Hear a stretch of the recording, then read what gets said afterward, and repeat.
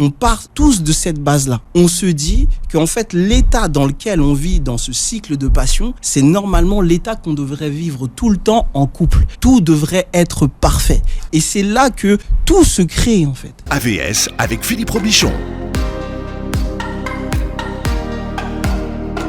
C'est toujours la rentrée d'ailleurs à AVS, c'est la rentrée de Patrick Soulaille ce matin. Soyez les bienvenus. Hola Patrick. Hola Philippe, hola tout le monde. Patrick, vous êtes formateur en Processcom et vous nous proposez de parler d'amour aujourd'hui. Ouais, d'amour. Ouais. D'amour, tu jures. Exactement, l'amour. Ouais. Et qu'est-ce qu'il y a l'amour ? Je me suis posé la question, après avoir vu un sondage, l'amour rend-il heureux ? Je suis tombé sur 2 sondages. Le premier, qui a été fait par Elle en partenariat avec IFOP, qui a été fait dans 45 pays avec plus de 30 000 lectrices, qui dit que 77% des femmes françaises pensent trouver le bonheur en amour. Et un autre sondage qui dit que 76% des hommes pensent également trouver le bonheur en amour. Et ce sondage, il vient de Biba et Harris Interactive. Et moi, je me suis dit, mais c'est quoi cette saucisse ? Pourquoi les gens pensent... C'est quoi cette saucisse ? Alors, je ne sais pas, vous êtes barbecue en ce moment ? Oui, je reviens du sud. Donc, oui, c'est pour ça. Ouais. J'ai vu beaucoup de saucisses. Vous avez mangé trop de viande. Exactement, trop de viande. Donc je me suis dit, mais c'est quoi ce mensonge ? Pourquoi les gens se racontent ça ? Et du coup, je voulais qu'on en parle ensemble ce matin, parce que en fait, je pense que c'est le début, lorsqu'on commence à penser comme ça, c'est le début des problèmes en couple après. Pourquoi ? Mais l'amour, ça rend heureux. Quand on en parle, on dit voilà. Oui. L'amour rend heureux. Oui, c'est ce qu'on dit. Ouais. C'est ce qu'on dit. Et puis après, sur le terrain, on se pose des questions et on se dit mais pourquoi je suis pas heureux alors que je suis en amour, alors que je suis avec quelqu'un que j'aime ? Pourquoi ça va pas ? Et puis après, on va commencer à en vouloir à l'autre ou à s'en vouloir à soi. Et puis c'est le début d'une boucle infernale. Et en fait, on ne sort jamais de cette boucle parce qu'en fait, les bases sont mal posées. En fait. Et pour ça, j'aurais bien voulu qu'on parle et pour ça, je vais me baser sur Monsieur Lacan. Alors, Monsieur Lacan, c'est Jacques. Exactement, Jacques Lacan. Ouais. Qui dit, l'amour, c'est offrir ce qu'on n'a pas à quelqu'un qui n'en veut pas. Et du coup, sur cette base-là, c'est important de se poser la question de, déjà, qu'est-ce que ça veut dire ? Pourquoi il nous dit ça ? Et en fait, cette phrase, elle fait référence à une idée de la perfection que l'on va avoir lorsqu'on va être en amour. Et cette idée de la perfection, elle provient d'un manque que l'on a à l'enfance avec les rapports qu'on peut avoir avec nos parents ou notre environnement. On s'est tous dit à un moment, moi quand je serai en couple, je serai gentil. Moi quand je serai en couple, je serai attentionné. Moi quand je serai en couple, je serai serviable. Moi quand je serai en couple, je serai parfait. Mais si on se dit ça, c'est parce que nous-mêmes, en fait, on a subi ce manque d'attention, ce manque de perfection, ce manque de sécurité peut-être. Donc on se dit que nous, on va représenter cela. Donc, ouais. Attendez, si on revient sur la phrase de Lacan, qu'est-ce qu'il veut dire Lacan quand il dit ça ? Il veut dire qu'on ne peut pas combler l'autre, c'est ça ? Ou que l'autre ne veut pas de notre amour ? En fait, c'est ce que je dis, c'est que on se crée une image de la perfection via le manque que je viens de décrire, ok ? Donc on se dit que nous, on va être parfait et qu'on va offrir ça à l'autre. Mais l'autre, il a une autre vision de la perfection et le manque que l'on a, l'autre, il en veut pas forcément.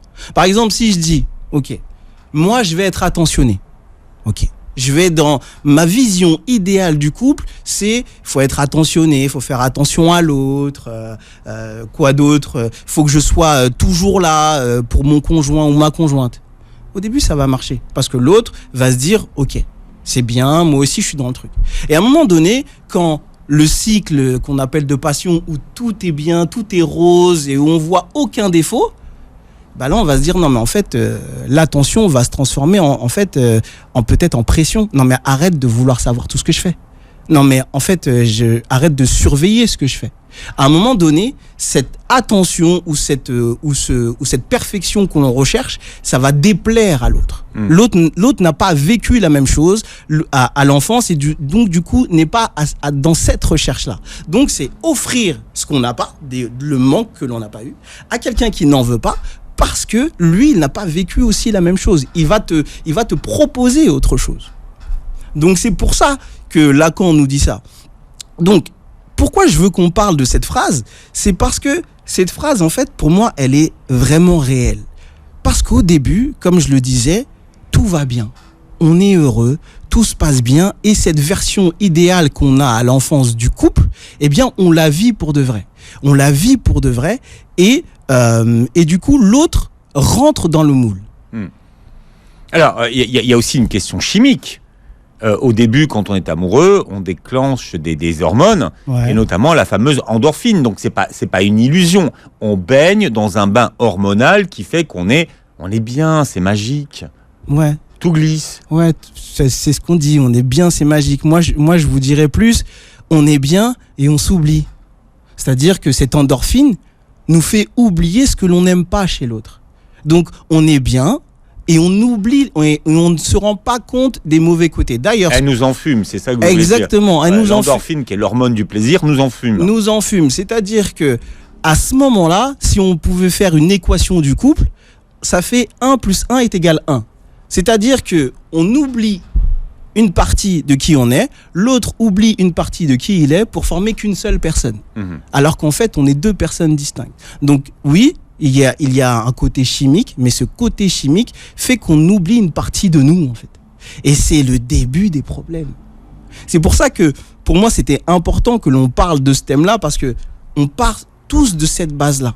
On se dit qu'en fait, l'état dans lequel on vit dans ce cycle de passion, c'est normalement l'état qu'on devrait vivre tout le temps en couple. Tout devrait être parfait. Et c'est là que tout se crée, en fait. Et c'est pour ça que quand j'ai vu ces sondages, je me suis dit, bon, il va falloir qu'on en parle, quoi. Ouais. C'est-à-dire qu'en fait, cette période fusionnelle, elle n'est pas là pour durer. Elle n'est pas là pour durer. Cette période on ne peut pas la maintenir éternellement. Non, on peut le voir quotidiennement. Au début, il y a des phrases qui disent non, mais en fait, je vois pas ses défauts. Est-ce qu'il a des défauts ? Ah non, il en a pas. Est-ce qu'elle a des défauts ? Ah non. Tu sais, je pensais pas que j'aurais pu aimer une femme avec un caractère comme ça, mais avec elle, ça va. Donc, des choses dont on a bien conscience, que l'on n'aime pas, on les oublie. Mais cette période-là, en général, on dit qu'elle tient à quoi ? Si elle tient 1 an, c'est déjà beaucoup, hein. Cette période de fusion, si elle tient 1 an, c'est beaucoup. Et après, eh bien, on commence à voir la réalité. Et la réalité, c'est que l'autre n'est pas parfait. Et du coup, on commence à flipper. Pourquoi ? Parce que on revient à ce qu'on a vécu à l'enfance, c'est-à-dire qu'on revient à cette réalité. La perfection n'est pas là. Et comme la perfection n'est pas là, on commence à être en panique et on va reprocher à l'autre de ne pas être parfait, de ne pas être cette vision idéale. Vous parlez d'une certaine notion, Patrick, la notion de collusion. Alors, qu'est-ce que ça veut dire, la notion de collusion, à ne pas confondre avec la notion de collision, hein ? La collusion, c'est une entente secrète au préjudice d'un tiers. Donc, qu'est-ce que ça veut dire dans le couple ? Ça veut dire que chaque membre du couple se met d'accord pour être en désaccord sur un thème qui va faire du mal au couple. Je donne un exemple très simple. On est en France, et même ceux qui n'aiment pas le foot sont au courant que Messi est arrivé en France. Et donc, je suis certain que la scène que je vais décrire est arrivée dans un couple. Donc, Messi arrive en France, tout le monde en parle, tous les fans de foot, je suis fan de foot, je regarde la télé et je suis à fond dans cette arrivée. Et ma femme me parle et je ne l'écoute pas parce que je ne vois que Messi. Elle me parle, elle me dit des choses et je l'entends pas. Et à un moment, elle va me dire, non mais en fait, c'est n'importe quoi, je n'existe pas, tu ne fais pas attention à moi, est-ce que Messi il est plus important que moi ? Et l'homme là va pouvoir répondre, ah, donc tu comprends ce que ça fait lorsque tu es avec tes copines. De manière inconsciente, les deux se sont mis d'accord pour faire du mal au couple sur l'attention. Tu fais pas attention à moi, je ne fais pas attention à toi. Et donc, on va se reprocher ça. Ça arrive souvent dans les couples. Ça arrive souvent que, par exemple, on va manger, on va ouvrir dans le frigo, on va manger le dernier plat, hein. Et puis, le mari va arriver, va dire, mais mince, il y a plus rien. Et on va ressortir une autre histoire. Oui, c'est comme toi la dernière fois quand t'as fait ceci. Mais ils se parlent pas, hein. C'est pas, c'est inconscient tout ça. Donc c'est ça une collusion. Et la collusion, en fait, si on n'en a pas conscience, eh bien, elle est là pour faire en sorte que chaque membre du couple redevienne singulier. En fait, pour chaque membre du couple redevienne propriétaire de qui il est. Pourquoi ? Parce que on a décrit cette période de fusion où en fait on n'est qu'une seule personne. On a besoin d'être tout le temps ensemble, on a besoin de se parler au téléphone tout le temps, voilà. Il y a le manque, je suis pressé de rentrer chez moi. Ouais. Exactement. Donc on s'oublie, l'autre c'est moi et elle c'est moi, quoi. On est ensemble. Et à un moment donné, on a dit que, eh bien, on va commencer à avoir les défauts. Et les défauts vont qu'est-ce qu'ils vont dire, les défauts ? Ils vont nous dire que, bien, en fait, ce que je vais rechercher chez l'autre, eh ben, il l'a pas forcément. Donc, je vais pas aimer. Je vais pas aimer et je vais lui reprocher. C'est-à-dire que, comme vous avez dit tout à l'heure, qu'on recherche chez l'autre ses propres manques, ça veut dire que l'image qu'on a projetée sur l'autre ne répond pas à nos attentes. Ne répond pas à nos attentes. Et ça, c'est très violent. On se dit, mais purée, mais en fait, il va pas m'apporter cette sécurité. Il ou elle va pas m'apporter cette sécurité. Et je vais m'en rendre compte. Donc, la plupart, ce qui se passe en général, c'est que je vais lui en vouloir. Je vais lui dire, non, mais tu devrais m'apporter cette sécurité. Parce qu'en fait, j'ai peur de ça. Et en fait, la collusion va nous challenger à faire en sorte que nous, on arrive à s'apporter ce que l'on recherche, en fait. Et si on se rend pas compte de ça, on va commencer à rentrer dans des conflits. On va commencer à en vouloir. On se rappelle de ce que j'ai dit tout à l'heure. L'attention d'un côté positif, ça peut être de la possession. Okay ? Donc, on va commencer à en vouloir à l'autre par rapport à des choses que l'on trouvait bien au début. Parce que en fait, on se rend compte qu'il ne nous l'apporte pas. Et Patrick Soulaï qui est avec nous, formateur en Processcom, qui nous pose cette question. L'amour rend-il heureux ? Je rappelle que vous pouvez rejoindre la conversation au 01 53 48 3000. Revenez sur la notion de collusion pour que ce soit bien clair pour tout le monde, Patrick. Ok, la collusion, c'est une entente secrète au préjudice d'un tiers. Donc ça veut dire que chaque membre du couple se met d'accord pour avoir on va dire crûment, une embrouille sur un thème particulier. Sur l'exemple que j'ai donné tout à l'heure, c'est sur l'attention. Chaque membre du couple peut se mettre d'accord pour se dire, je vais t'en vouloir sur l'attention. Tu ne fais pas attention à moi. Mais tout ça, c'est inconscient. Je te pique, tu me piques. Exactement. Voilà. Tu fais pas attention à moi, je fais pas attention à toi. 01 53 48 3000. Bonjour Maggie. Bonjour. Vous êtes la bienvenue. Alors l'amour, ça rend heureux ou pas ? Oui. Oui. Oui, ok. Oui. Ok Maggie, dites-nous en plus. Ça rend heureux, mais par le principe que d'abord, on s'aime soi-même. Et à partir de là, on peut bien vivre son couple. Ah, donc c'est pas l'amour qui rend heureux. C'est pas l'amour de l'autre qui rend heureux. L'amour de soi rend heureux dans l'amour de l'autre. J'ai pas compris ça. En fait, l'amour de soi, l'amour avec soi-même, nous rend forcément heureux dans l'amour avec l'autre. Donc pour moi, oui, l'amour rend heureux. Là-dessus, c'est ce que j'allais dire à la fin. Là-dessus, je suis plutôt d'accord. Je suis plutôt d'accord à partir du moment où on est une priorité pour soi, ouais. Je pense que l'erreur fondamentale, c'est de croire que l'autre va nous apporter quelque chose que l'on n'a pas. L'autre va pouvoir nous apporter des choses en plus à partir du moment que on l'a déjà en nous. Ouais. Pourquoi c'est pas vrai ça ? Pourquoi c'est pas vrai ? Pourquoi l'autre ne nous apporterait pas des choses qu'on n'a pas ? Mais en fait, l'autre est complémentaire pour moi. C'est-à-dire C'est-à-dire que c'est comme un binôme en fait. Et souvent on parle d'âme sœur, on parle de choses comme ça, mais la base c'est que nous, si au niveau de notre racine on est bien, si on est une fleur bien épanouie, on peut que être bien épanoui dans le jardin avec la fleur qui est à côté. Et on est juste complémentaires, on se nourrit ensemble. Donc on peut être bien en étant seul avec soi, mais être avec quelqu'un d'autre qui est dans la même démarche, dans la même optique, en fait c'est l'extase en fait. Ce qui veut dire que si on n'est pas bien au départ, qu'on rencontre quelqu'un de bien, ça changera rien, on restera pas bien. Exactement. C'est ça qu'il faut comprendre. Exactement. Ouais.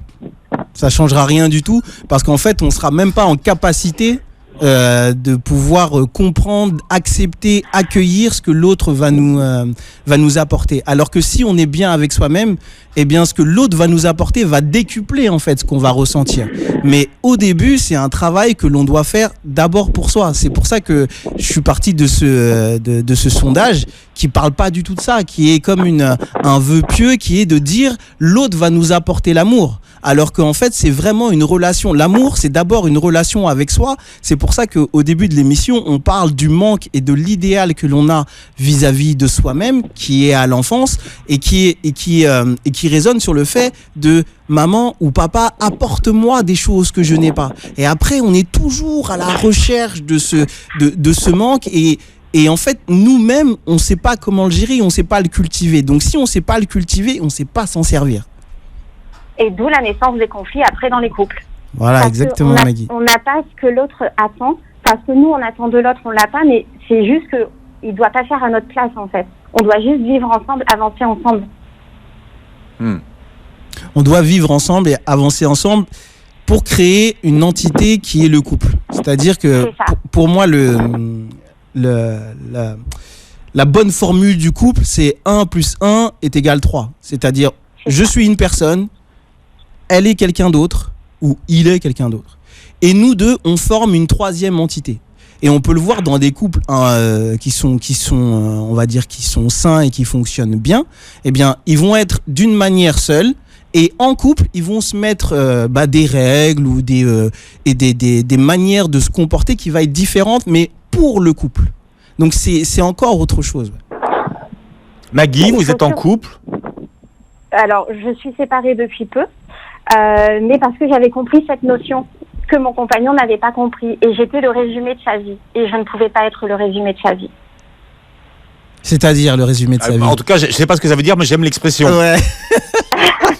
Ouais, vous voyez,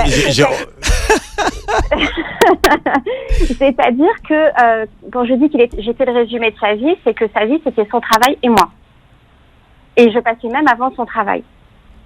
Ah, donc il était en fusion, c'est ce que je disais. Voilà, et en fait, le problème, c'est que même sortir avec ses potes, quand je lui disais « sors avec tes potes, on n'est plus confinés », il me snappait toute la soirée. Alors que moi, c'était « je sors avec mes copines, tu sors avec tes potes, on se snappe pas, quoi ». Alors, pour Philippe, snapper, ça veut dire qu'il... Oui, parce que là, j'ai eu un moment de solitude. Philippe, il est parti, là. Ouais, non, snapper, ça veut dire qu'il faisait des petites vidéos et il lui envoyait, en fait. Voilà. C'est ça. Pour lui dire « regarde ce que je fais ». Trop romantique. Non, il profitait pas du moment présent avec son pote. Moi, c'est pas ce que j'attendais. C'était qu'on se retrouve après. Qu'est-ce qui s'est passé, ta soirée, voilà quoi. Et à partir du moment où j'ai compris ça, déjà ma vie a changé à partir du moment où j'ai commencé à m'aimer. Et de là, j'ai compris que dans mon couple, il fallait que ce soit pareil de l'autre côté, que la personne s'aime pour qu'on avance ensemble en fait. Ok. Mais pas qu'il y en a un qui tire l'autre en fait. Ok. Vous n'étiez plus au même niveau. Vous vous êtes senti étouffé par cette fusion ? Oui. C'est ça. C'est qu'à un moment donné, c'est ce qu'on disait aussi tout à l'heure, c'est que l'état de fusion, c'est 1 + 1 est égal 1. Donc on n'existe pas. Donc il y a une partie de nous qui n'existe pas. Et en fait, dans les couples, ce qui peut se passer, c'est, comme vient de le dire Maggie, c'est qu'en fait, il y a des personnes qui vont avancer dans le couple et qui vont avoir entre guillemets, l'audace, le courage d'avancer, c'est-à-dire de se détacher, de redevenir une personne à part entière. Et l'autre personne dans le couple, ça va lui faire peur en fait. Ça va lui faire peur et donc il va vouloir s'attacher. Et à partir de ce moment-là, il peut y avoir des ruptures. Qu'est-ce que vous avez pensé de cette première période de fusion ? Vous, Maggie, vous y avez participé quand même ? La première période de fusion, elle était pendant le confinement. C'est-à-dire que dans le confinement, H24 ensemble, etc. Donc, c'était pas gênant en soi au début. Sauf qu'après, on est sorti de ce confinement. Et à la sortie, c'était, des mauvaises habitudes ont été prises. Et reprendre les habitudes d'avant, c'était compliqué. D'accord. Qu'est-ce que vous avez appris dans la recherche, peut-être, de votre futur compagnon, donc ? Juste déjà qu'il s'aime tout court, qu'il ait une vie, qu'il n'ait pas besoin de quelqu'un pour vivre en fait. D'accord. Bonne chance à lui, hein. Bonne chance, hein. Non, mais voilà, quoi. J'ai besoin que la personne ait une vie comme moi, j'ai une vie, en fait. Qu'on n'attend pas après quelqu'un pour vivre. Je sais pas si vous comprenez ce que je veux dire. Oui, c'est-à-dire qu'en fait, qu'ils viennent pas combler, que vous veniez pas combler un vide chez lui et devenir sa raison de vivre, finalement. C'est ça. Mais je reviens à ce que je disais au début. Oui, l'amour rend heureux. Alors, mais il faut qu'il y ait tous ces facteurs ensemble, en fait. Oui, mais là, ce que vous dites, Maggie, c'est que quand même, c'est pas l'amour qui rend heureux. C'est d'abord la connaissance de soi et l'amour de soi qui rend heureux. Et l'amour. On est bien d'accord. Donc l'amour ne rend pas heureux, Maggie. C'est pas l'amour qui rend heureux. L'amour, c'est en fait, comment dire, c'est le fait, ça va agir de manière exponentielle sur le rapport que l'on a à soi. Mais c'est pas lui qui va rendre heureux. Oui, parce que en fait, votre question est tournée autour d'un couple pour l'amour, mais l'amour de soi, c'est quand même la base. Tomber amoureux de soi en premier, c'est quand même la base. Et pour moi, c'est quand même une histoire de l'amour qui rend heureux. Alors, juste pour répondre à ça, parce que je pense que c'est important, c'est pas forcément la base. C'est pas vrai. C'est la base lorsqu'on a fait un travail sur soi. Mais la base, c'est que nous sommes des êtres de manque. La base, c'est que lorsqu'on grandit, lorsqu'on avance, on avance parce qu'on a des manques.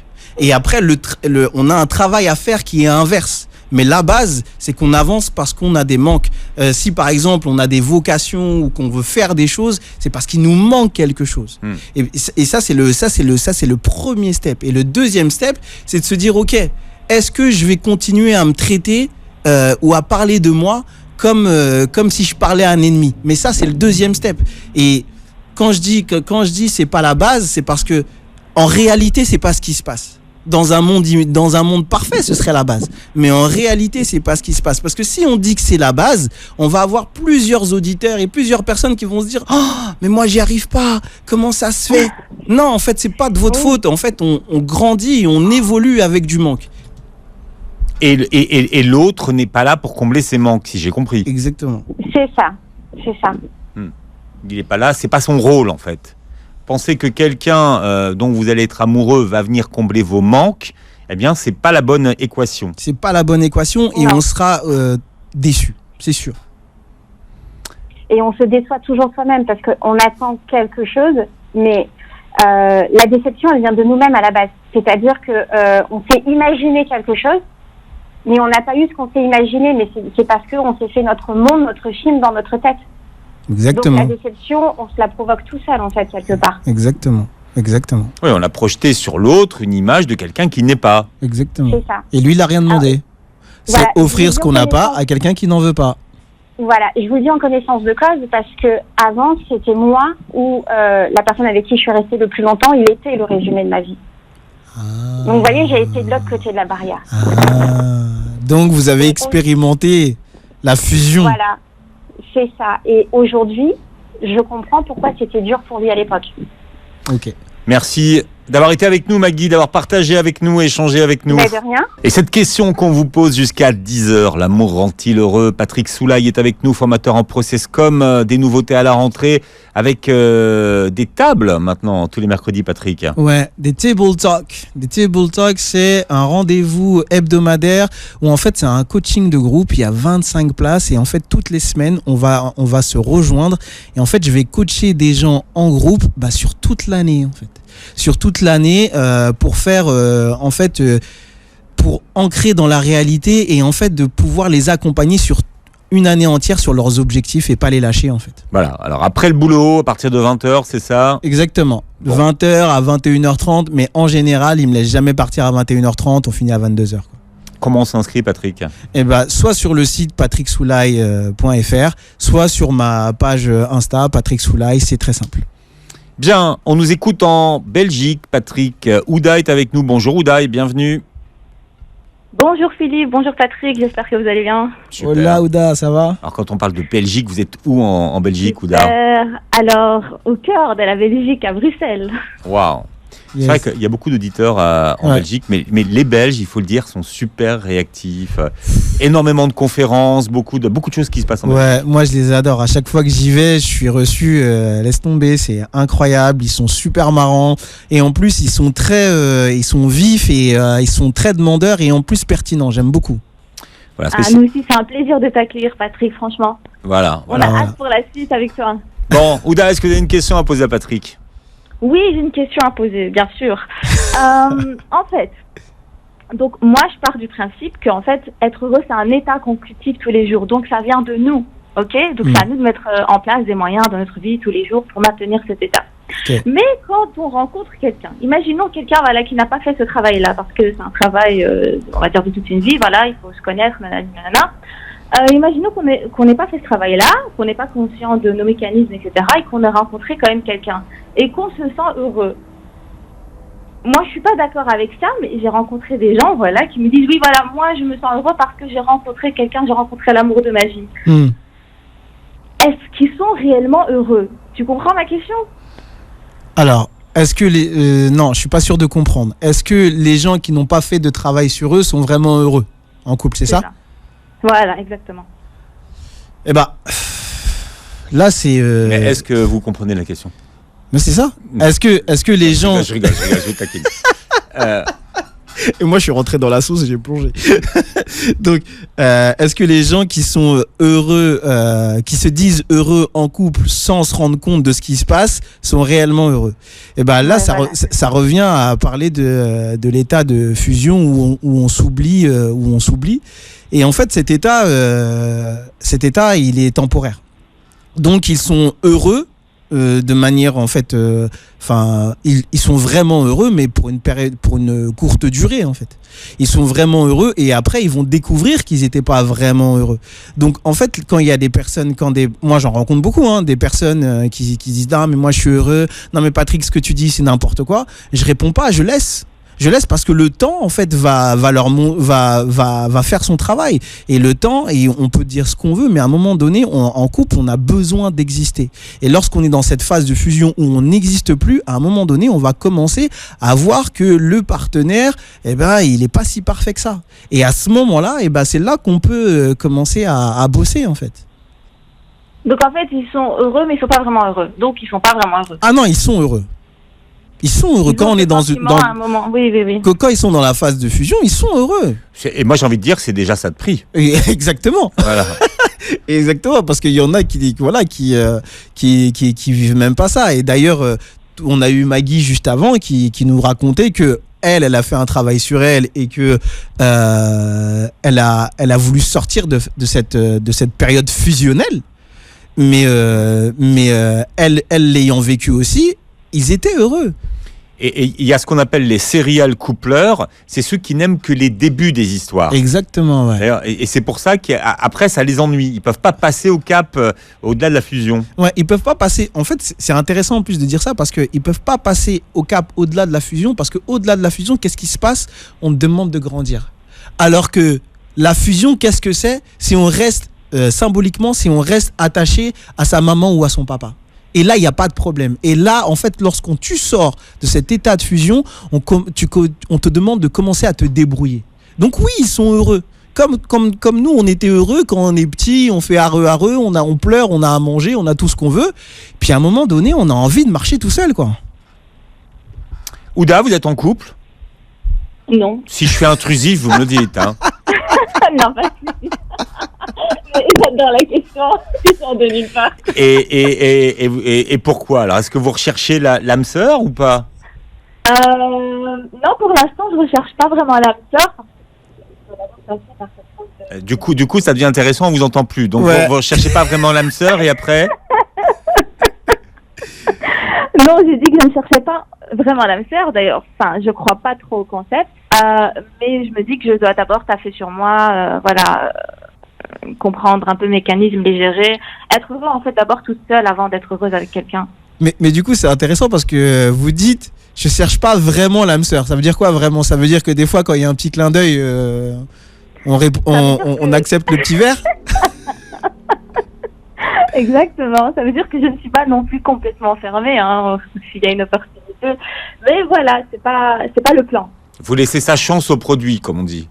Ouais, voilà. D'accord. Mais parce que en fait vous aimez pas encore suffisamment, c'est ça? Sûrement, oui. D'accord. Et du coup, à quel moment vous saurez que vous aimez suffisamment? C'est une excellente question. Quand je me sentirais bien, en fait, dans ma vie, heureuse, en fait, toute seule, déjà. Je pense que, oui, quand on se sent assez bien, quand on est bien, quoi, on le sentira, c'est un sentiment, c'est un ensemble d'émotions. Justement, là-dessus, je pense que c'est un moment, c'est important d'en parler. C'est que justement, je suis pas sûr qu'il faille attendre qu'on soit parfaitement bien. Parce que déjà, parfaitement bien, ça veut dire que ça n'arrivera pas. Parce qu'on n'est jamais parfaitement bien. Déjà. Donc, du coup, c'est aussi intéressant de se dire ça parce que ça renvoie au fait que est-ce que, Ouda, vous avez vraiment confiance dans vos propres ressources ? C'est la question qu'il faut se poser. Parce que si vous êtes dans un travail sur vous et que vous avez confiance en vos propres ressources, qu'est-ce qui vous empêche de faire les deux ? C'est comme si c'est comme si en fait on se dit j'ai travaillé, j'ai étudié énormément dans un domaine, mais je vais pas aller encore sur le marché du travail parce que j'ai pas assez étudié. Alors qu'à un moment donné, faut y aller. C'est un truc de perfectionniste. Vous savez, c'est les perfectionnistes qui procrastinent. Ils disent non, je le ferai quand je serai parfaitement prêt. Parfaitement parfait. Ouais. Qu'est-ce que vous en pensez, Ouda ? Non, c'est vrai, je vous rejoins parfaitement sur ce point. J'avais pas pensé comme ça. C'est peut-être un moyen de ne pas sauter le cap. Hein. Exactement. Un moyen aussi également de rester dans une zone qu'on contrôle bien. Ouais. Une bonne petite zone de confort. Et on en a beaucoup parlé dans cette émission, mais il y a beaucoup alors, je sais pas quel âge vous avez aujourd'hui, Ouda, mais il y a beaucoup de femmes aujourd'hui qui ont passé la trentaine ou même qui ont passé 35 ans, qui ont dit je vais d'abord m'installer, je vais réussir ma vie professionnelle, je vais m'acheter un appartement, je vais être parfaitement bien, et ensuite je rechercherai l'homme de ma vie, vous voyez, et elle cherche encore parce que l'homme parfait, il n'existe plus. Ou alors il est mort. le temps qu'elles aient cherché. Ouais. Bon, c'est bien sûr l'idée de la checklist. Attention aux checklists. Selon moi, il n'y a pas de contre-indication. À partir du moment où on est conscient de ce qui se passe, et même lorsqu'on est conscient. Là, on a beaucoup parlé de l'histoire de fusion. Mais l'histoire de fusion, on la vit tous. Et quand on en est conscient, il faut la vivre à fond. Puis après, on sait ce qui va se passer. Quand on est conscient, il faut juste savoir qu'on a un boulot à faire. Mais ne nous décollons pas de la réalité et de nos besoins aussi primaires, parce qu'ils sont là, ils existent, et faut faire attention, à un moment ça peut partir en vrille. C'est vrai, je vous rejoins. En fait, le mec parfait n'existe pas et la situation parfaite n'existe pas. À un moment donné, quand on est déjà conscient qu'on fait un travail sur soi, on peut déjà laisser la porte ouverte. Exactement. C'est de la conclusion, ça, Ouda. Merci pour votre intervention. Fais un gros bisou, Ouda. Merci, Ouda. À bientôt. Salut à tous. Salut. Au revoir. Bon, on l'a déjà dit, l'autre n'a pas ce pouvoir de nous rendre heureux. En fait. Non. Et il y a RuPaul qui dit if you can't. RuPaul qui dit if you can't love yourself, how the hell you could love anybody else? Si tu peux pas t'aimer, comment tu peux, je dirais pas le gros mot, comment tu peux aimer quelqu'un d'autre? C'est très important. C'est très important de finir avec cette notion, et c'est d'abord le travail sur nous qui va permettre que l'amour va nous rendre encore plus heureux. Bien. Patrick, alors on disait tout à l'heure la nouveauté il y a beaucoup d'anglais donc c'est le Table Talk Coaching, donc c'est tous les mercredis pour ceux qui nous écoutent, beaucoup de vidéos également sur votre chaîne YouTube, Patrick. Ouais, exactement, beaucoup de vidéos, il y en a une qui sort toutes les semaines, c'est tous les mercredis à 8h du matin, j'ai un live aussi, j'ai 2 lives sur Instagram, le mardi et le jeudi, analyse de personnalité. Le mardi et le jeudi, c'est la Battle Royale. C'est une discussion sur un thème qui pique et c'est les personnes qui discutent entre elles. Et pendant qu'elles discutent entre elles, moi, j'analyse les personnalités et j'analyse en fait comment les gens gèrent les conflits et qu'est-ce qui se joue dans un conflit.